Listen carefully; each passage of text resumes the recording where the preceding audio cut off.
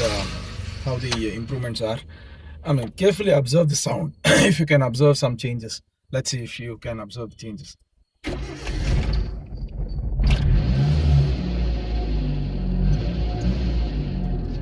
don't know whether you are able to observe. For me, it is more or less the same, but I have been able to get a couple of things fixed, and there have been a couple of improvements. But still, I'm not satisfied. You know, I never get satisfied so easily. Let's see how she drives. So again, talking about the changes. So what I've done is basically I went to another authorized Maruti service center, and what happened was I just did not talk about anything. I just said, boss, this is the problem. I am not really happy with how she's behaving on the road in terms of the suspension squeaks, and I mean, basically it's kind of loose. So he just took it for a spin, and he said, let's put her on the ramp and see what exactly the problem could be. That is actually a nice way of troubleshooting any suspension problems, you know. So basically, that's the class. Always wear your seatbelts, never forget it. Okay, and so again, talking about the suspension. Yeah, okay, so when it was put on the ramp, he could immediately identify that yes, there is a problem with the connecting rod. I have a couple of sample pieces where I'll be giving you a kind of a demo on how exactly the steering box looks like. So again, let's continue. So basically, the connecting rod was an issue. The connecting rod was an issue because the bushes were worn out. So you can keep replacing all these small bits and pieces. So the suggestion that came from the mechanic was, why don't you replace the entire steering box? So now that was my I mean, that was surprising to me. Why would I have to replace the entire steering bush kit or steering box? So he said, basically, I mean, my logic was more to do with the rack and pinion works fine, because whenever I don't see any gap in the steering movement versus the wheel movement. That was fine. Yeah, but all the suspensions, I mean, basically all the road humps was taken onto the feedback was coming onto the steering wheel. So that was still a problem. And I also talked to him about the AC problem, where whenever I switched on the AC, the RPM never increased. So what he did was, he put it on the ramp and he said, give me a day's time, let me see what I can do. Then voila, I had the suspension problem fixed, I had the AC problem fixed. Now you would ask me what all was done. So the steering box would just cost around 2,000 rupees. So he replaced the entire steering box. That basically contains the rack and pinion system. The rack and pinion system is basically the one that is responsible for the movement, the linking of wheels to the steering wheel. I mean the steering spokes. So basically, what happened was this was replaced, and this rack and pinion is internally connected to the tie rods. That is nothing but the one that connects the rack and pinion system to the wheels. That will basically be able to take all the bumps that come onto the road, and it should be able to take all the shocks. Along with that, I also mentioned that the front struts have been replaced. I was also thinking that the coil springs need a replacement. If you observe my previous videos, my troubleshooting was pretty much wrong there. So he said coil springs generally we don't replace unless they're broken. Otherwise, they just go on for life, for a lifetime. So I just bought in that argument, and I said, okay, let's go ahead with replacing whatever you are saying, and let's see how she moves. Yes, there has been some amount of improvement, but still, you know, me being me, I'm not that happy. I still can sense a couple of small bumps. I would want it to go 100%. But again, there are arguments, you know. The people say, why do you want to just go ahead and spend so much on a 93 model? I mean, I would buy that argument. But again, the problem is, I mean, that's the problem. I mean, I feel somehow that I mean, I am somehow not convinced that I should not be spending. I mean, let's not talk about the spending aspect of it. Let's try to get her into shape is what I feel currently. Okay, so yeah, I replaced the steering box, and the back struts also were causing problem. They were almost gone. They were a goner. So basically that has been replaced. That itself cost me somewhere around totally the bill came to around 10k. So currently my expenditure stands at 87. I mean, mind you, I bought it at 47. I have given a couple of thousands for getting the paperwork, so that stands at 49, and I've got a 20k service done. I would say I was not that satisfied with the 20k. This 10k has given me more satisfaction. So it matters. So what matters is you go to the right guy at the right time.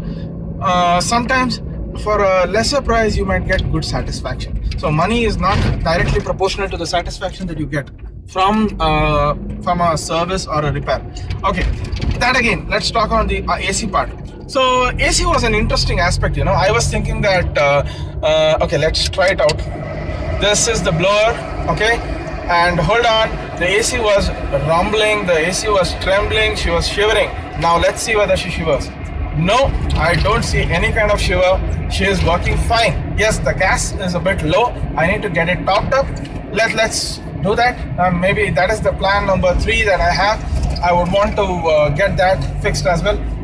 But yeah, I'm pretty much happy with the way AC is working. That's good. So that's a job well done. Okay, so basically again, how was this fixed? The problem was traced down to something known as a diaphragm in the carburetor. So basically this diaphragm is similar to the diaphragm that we have in our body. It's a thin sheet of a plastic piece or whatever. I mean, it's a thin sheet of plastic which basically helps control or regulate the flow of air into the carburetor, which helps regulate the flow of air into the carburetor by using its agility. So that whenever there's some amount of dust that sits on the diaphragm, it is quite tough to clean that, So that has been done well by those folks. So basically what happens is, since the air regulation doesn't happen well, so the fuel that goes in, the air fuel mixture that goes in is not regulated. Because of that, what happens is the RPM doesn't vary whenever the AC button is switched on. So the reason why RPM needs to raise is there is an increase in the amount of power that is needed to run the AC. So that only happens when the RPM increases. Now with this fix, what they have done is basically they have disassembled the carburetor setup. They have cleaned the diaphragm. They have given it a thorough round of service, and there she is working. So that is a job well done, and I think that is one of the best parts of the working on this car that has got fixed, and not much of repair or not much of money involved there. So that is something that gives me happiness. But rest of it, I have done almost all when it comes to suspension, when it comes to giving her a good life in terms of suspension tweaks, but I'm somehow still not happy. What I believe is I'm still doing a little bit of reading. I need to figure out if I need to go further and get it fixed, or I should be happy. But she runs well. She's far better than what she was maybe a couple of months back. I still see the steering not that tight. Maybe the column needs a fix. I'm just assuming. I don't want to assume also. So let's not assume. So if you observe the sound, see, there is a smooth movement. I'll just switch it off. She's smooth. If I switch it on, you should observe the increase in RPM. That is the best part of this car. So now the AC works. I just need to fill her up with a little bit more gas, and there she is, a beautiful car with the AC working. Again, there are a few things which I'm not happy with. What are the things that I need to work on? Let's talk about that. I'm still not happy with the suspension. I would not let it go. I would do it. I would come back. But yeah, there are other points that I need to talk about. The other point is that day, after getting it serviced, I got drenched in rain. Lucky or unlucky, I was in the car witnessing the amount of leakage that the car is going through. Yeah, not a good sight, The pillars that you see, there is a little bit of rust. Okay, one of them was pouring water. Reason is, the guy who has fixed this glass, has not done the job well.